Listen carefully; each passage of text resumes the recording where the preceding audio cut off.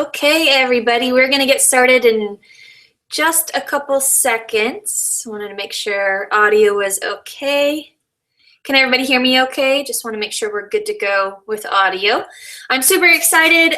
You guys, welcome to the team call. It's Thursday. It's a little after 12:15, and today we are super privileged because Megan's going to be talking to us about a topic that I feel is so important, and I can't think of a better, more qualified person than her to talk about this. So the topic is how to be flexible but still disciplined. So I'm going to obviously let Megan introduce herself and share with you why she's so qualified to talk about this and kind of how she's figured out ways in her life to still maintain her priorities and run her household with 4 small children. Her husband's in the military, gone a lot of the year, but still build a thriving business and lead an amazing team. She's Star Diamond qualifying. She's a consistent Success Club earner, a strong leader in Dynasty United, and always has been, despite life. And so I know so many of you can relate to that. You guys, she's a mom of 4.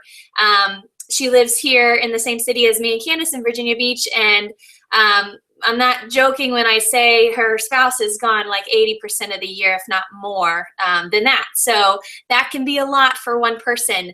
And so I am excited because she's going to share a lot of tips. If you didn't see, she posted a short video in the Coach family last night, giving you guys a quick glimpse of her, a tracker that she uses in her own business, and a small video. So if you missed that, make sure you hop back in Coach Family and see that.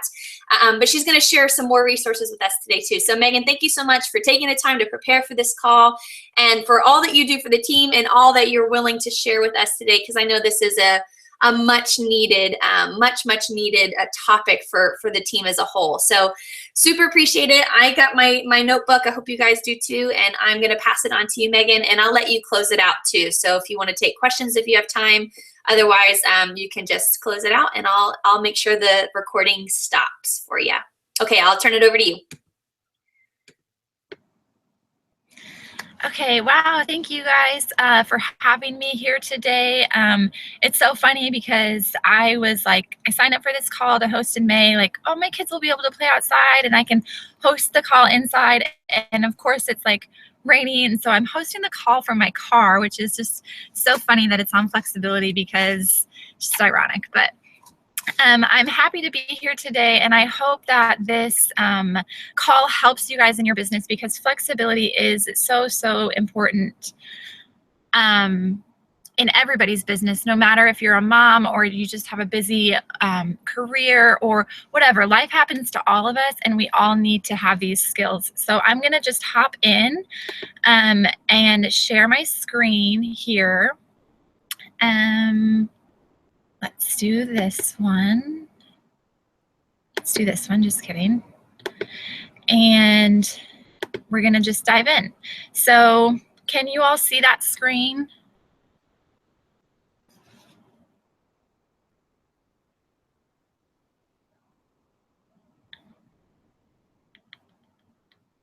Okay, perfect.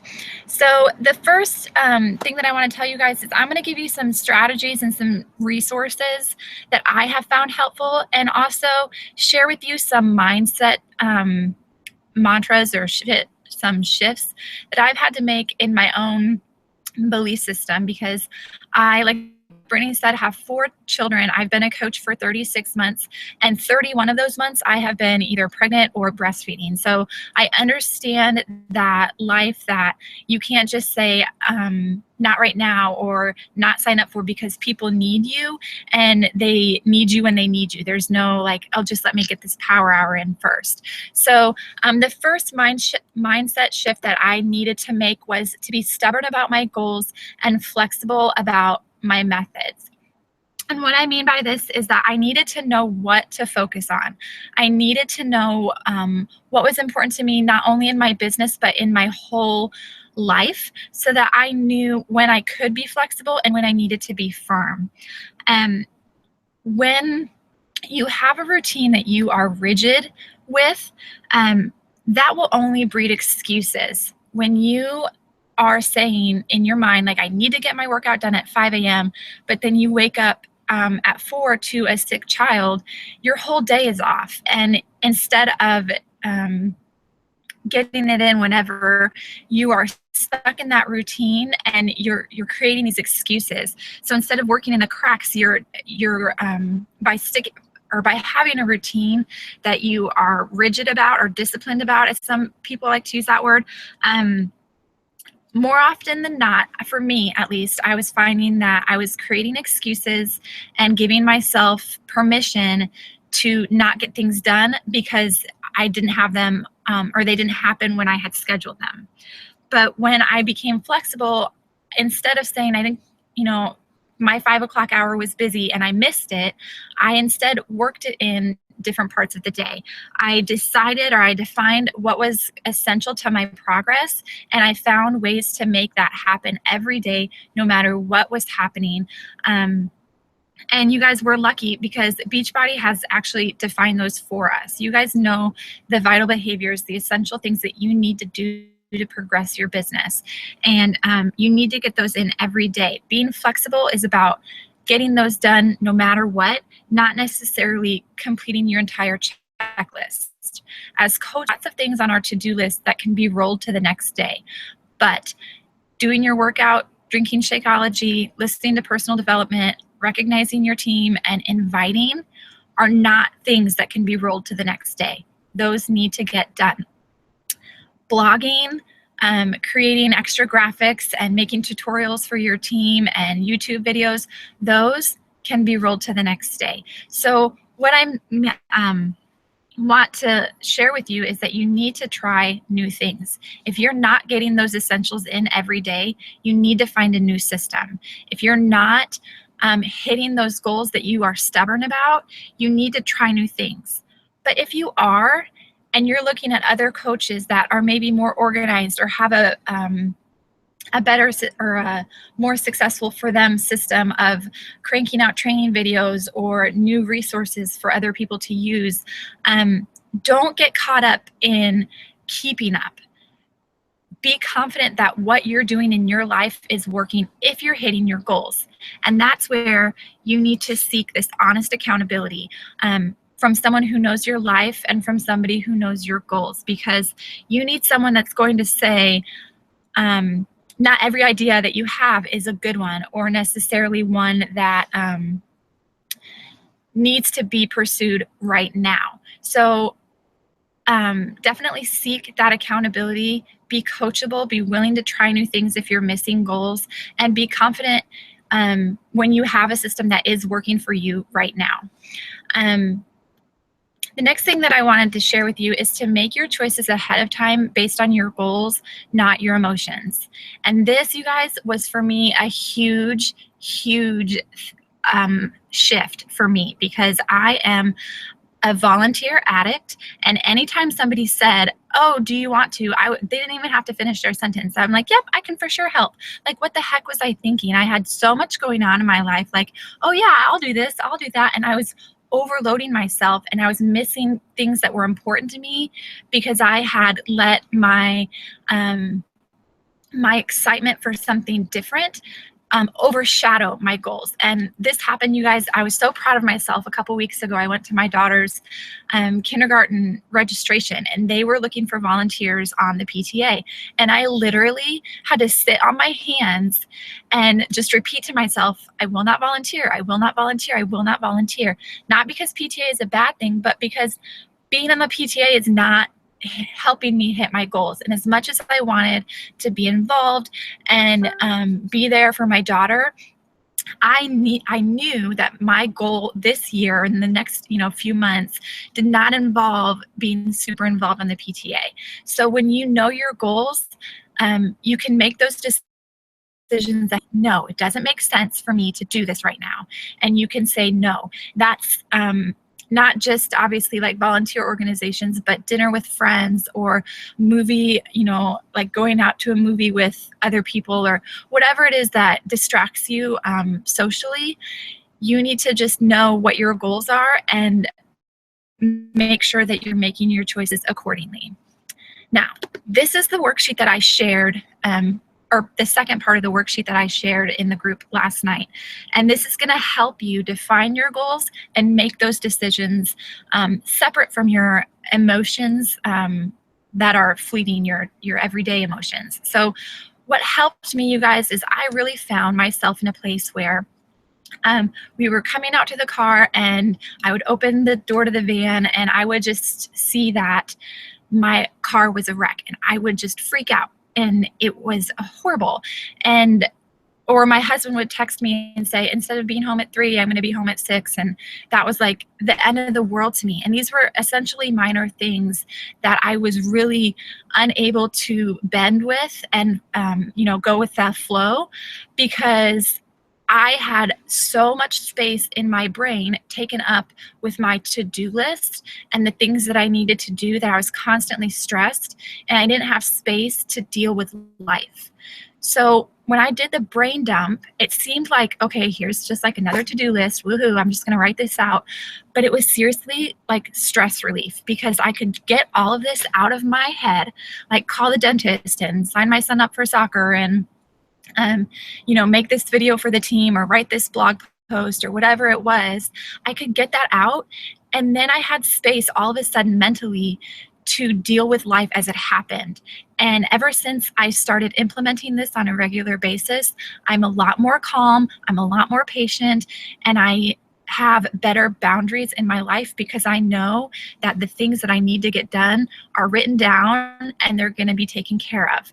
And that happens on the second part of this page, which is how to implement. And I will share this in the team page with the first page as well. So what you do is you have essentially the 6 categories of life: personal, kids, relationships, money, work, environment. And you just write down everything that needs to be done, like paint the bathroom, or have this budget meeting, or pay this bill, or schedule a dentist appointment, whatever it is that's going on in your life. Write all those things down in the appropriate category, and then prioritize them 1 through 6.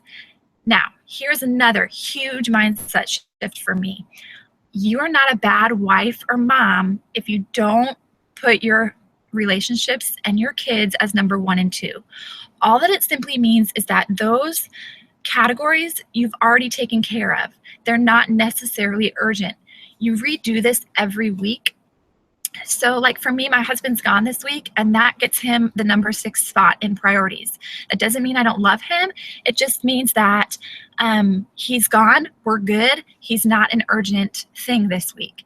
My kids also, they don't have anything else big going on that I need to prepare them for or work on them with. And so they get to be number 5. Like, that doesn't mean that I don't love them or they're not important. It just means that I've already spent time investing in them. And so I can focus my attention on some other things that need more work, like my own personal care, or my work, or my environment that needs to get organized, whatever. So you're going to prioritize all of those categories. And then you're going to define how you want to feel. And this is based on Danielle Laporte's The Desire Map. And she basically says in this book that you're not necessarily chasing after accolades like elite coach or Success Club All-Star, or, like cheeseburger contest eating winner. Those are all great accolades, but what you're really chasing is the feeling that you get when you hit those goals. So if your goal is Success Club All-Star, you're not chasing Success Club All-Star. You're probably chasing security, freedom, sense of accomplishment, those types of things.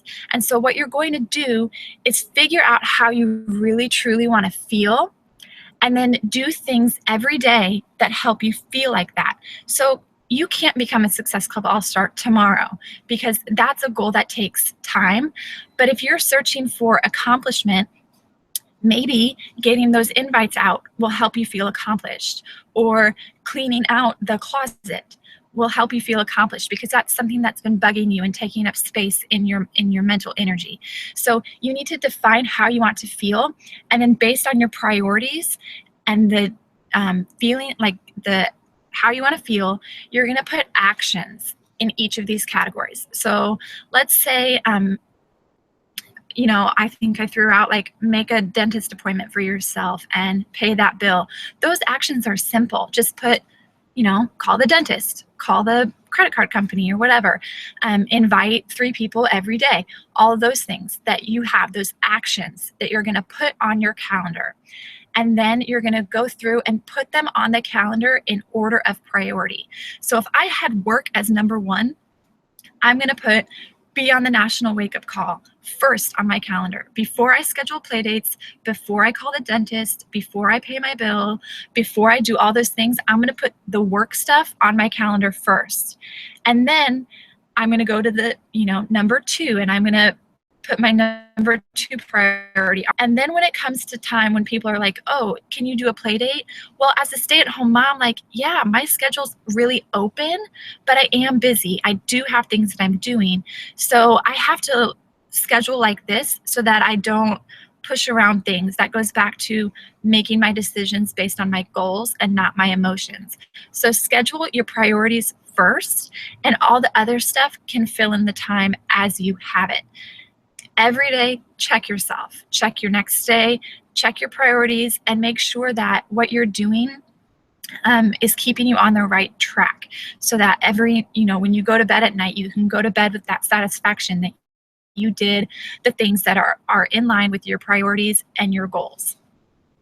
So if you're like me, after I did this, I was like, holy cow, my schedule is booked for the rest of my life. And it was overwhelming. So how do you stay flexible when you have this tight of a schedule? Well, the first thing that you do is you use your resources and you call for backup.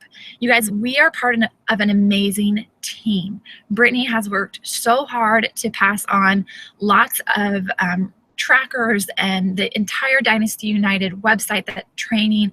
Corporate also has all of those amazing things. And so don't feel like you need to recreate all of these things just to put your name on it. Use them. That's why they're created. If you are overwhelmed by creating a new coach training, don't. Use the one that's provided for you. If you are feeling like you just need to get a challenge group started and host one for yourself so that your business takes off, but you don't have time to create a complete template of challenge group things, use the ideas that are already in the team page. Don't feel like you have to come up with everything 100% from scratch. Use your resources and call for backup. Again, this was a huge shift for me. I had to learn how to let other people help me.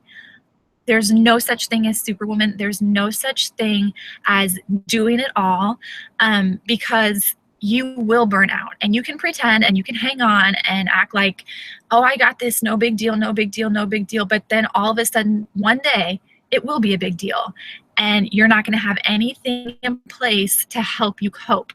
So you will break, but if you have things in place to help you deal with life, whether that's your kids or just help cleaning around the house or a virtual assistant to help you build your like page or your Instagram or something, there is something in your life that you're doing that somebody else would love to do for you. And so you need to find that. And even if it's just like enlisting your spouse or your children to help fold or put away laundry or clean the kitchen or do these chores, let other people help you. Speaking of other people, you need to find a success partner, and you need to know the difference between a friend and a success partner. And this goes back to what I said at the beginning of the call. Not every idea that you have is a good idea. Not everything that you want to do is smart for your business. And so a friend will just cheer you on, and that's great. Those are wonderful to have. And success partners can also be friends, and friends can be success partners. But a success partner will tell you, hey, that's really not in line with your immediate goals this month, so let's push that to some other time when you have some extra space to work on that. Or, I know that you really have been hitting Success Club 5 and you think that that's good, but I know that you're capable of better. So what can we do to push you to Success Club 10? There is a difference between a friend and a success partner. And a success partner will tell you the truth and push you in love to be the very best and hit your goals. The next tip that I have for you guys is to have fun and share your life. When you are flexible, your life will not always be pretty. You may be creating this one little corner in your house to create a nice blog picture, and the rest of your house is a complete disaster. Share that, because people want to feel like they're not the only one whose life is a wreck. When I look at other people and their life, they're always put together and their house always looks clean and their makeup's always done and their outfits are always on point, like, I get discouraged by that. And it's the same in our health journey as it is in our coaching journey. So don't be afraid to share the behind the scenes. The naked truth will always resonate more authentically than a dressed up lie. Nobody has it all together. So don't be afraid to share when you've had to be flexible and get creative. Lastly, you guys, there's this idea that that we have to have balance in our life, that we have to just create this perfect seesaw of work and family and kids and friends and personal fulfillment and all of this stuff. But according to Grant Cardone, the author of the 10X Rule, he says that balance is for people who believe in a lack. It's the people who believe in the notion of shortages. Because when you think, if I'm giving to my work, it's because I'm taking away from my kids. If I'm giving to my spouse, it's because I'm taking away from my work. But when you have this system and when you are flexible but focused, you have an abundance. And when you have the ability to focus and be flexible, you are not taking away, you're investing, and you have appropriate boundaries so that you can succeed in every area. It is an abundance mindset. Think of terms in having it all rather than one or the other. So that is all that I have for you guys today. I will post the worksheets that I have for you guys in the Coach Family page. And if you guys have any questions, I'd be happy to take them.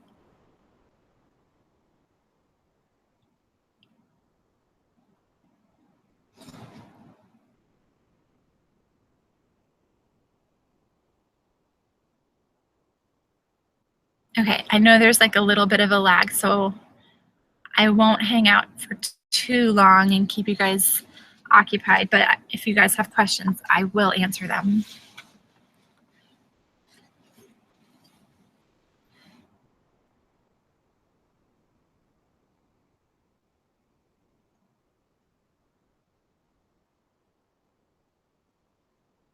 Okay.